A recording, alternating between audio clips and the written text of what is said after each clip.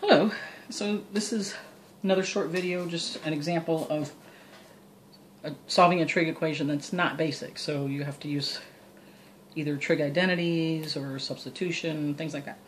So here we have 4 secant squared of x over 4. And again, if it makes you more comfortable, you could use theta over 4 just to really know that it's an angle. Because, of course, if it's an input to a trig function, it's an angle equal to 2. So now, over the intervals 0 to 2 pi is your solutions. So here I would already go ahead and divide both sides of the equation by 4. Alright, so I would have 4 secant squared, let's go ahead and use theta over 4, equal to 2, so let's see, we're going to divide by 4 both sides here. So of course that's going to cancel out. We'll have secant squared. Actually, let's go ahead and leave that as an x. I'm going to leave it at x and then do a substitution where that's theta. Sorry about that. We'll just do that. Is equal to a half. Right? So now let's do our substitution. It's always easier. Let theta equal x over 4. So now we're solving for secant squared of theta. Where is that a half?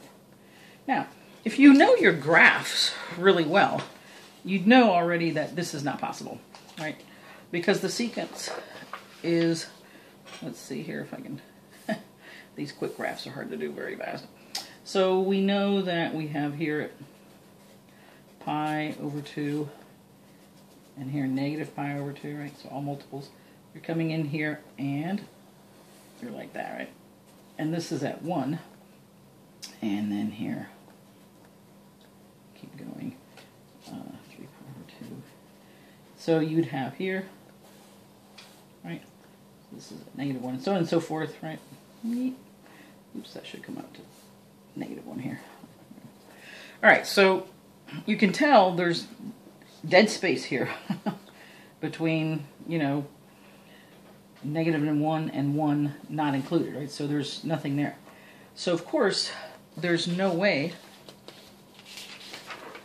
that even if you took the square root, you're going to get a number here that's less than 1. There's no way that secant theta exists here. So you can't find an angle that solves that. But let's say you didn't remember that. Right? Let's just say, hey, you know, I didn't remember that. So you continue to solve this. So you say, okay, I'm going to take the square root of both sides. Right? And so now I have, well, technically, absolute value of secant theta equal to 1 over the square root of 2.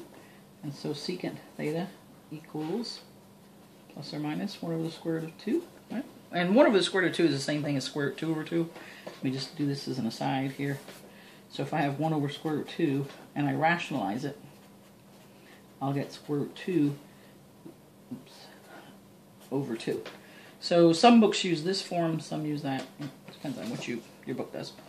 So now, though, you're saying where's secant theta equal to that? So that's two statements, secant theta equal to negative 1 over square root 2, or secant theta equal to positive 1 over square root 2.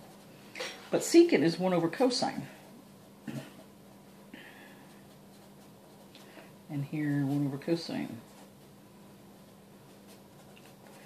And then if you cross multiply, it might be easier. So you'd have, let's say, cosine theta equal to negative square root 2, and then cosine theta equal to positive square root 2.